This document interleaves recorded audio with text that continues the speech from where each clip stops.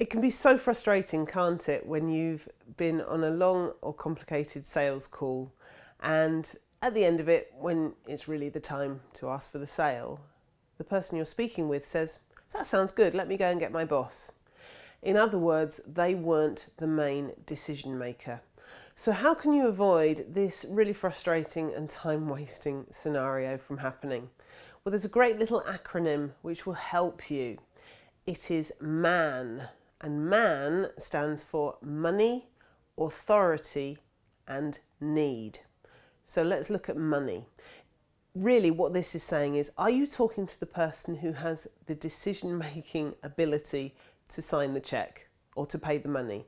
So in a big company, it might be the finance person. Authority. It might be a project that one person is using, but somebody else signs off.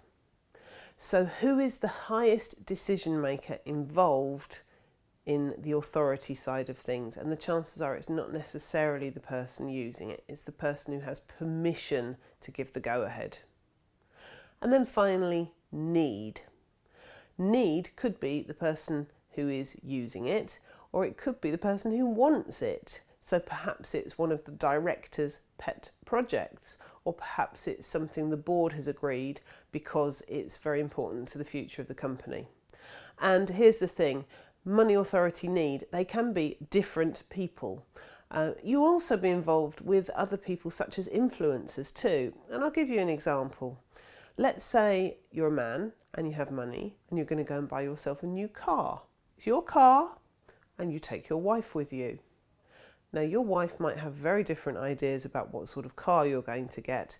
And do you know what will happen? Even though it's your car, even though it's your money, even though it's for you, you may not walk out of that car showroom with exactly the same car that you expected. And that's because your wife is an influencer. So as well as talking to the man, you need to understand who are the influencers in the process too. I hope that will help you save time and have a much more effective decision-making process in front of you. Thank you. Good luck.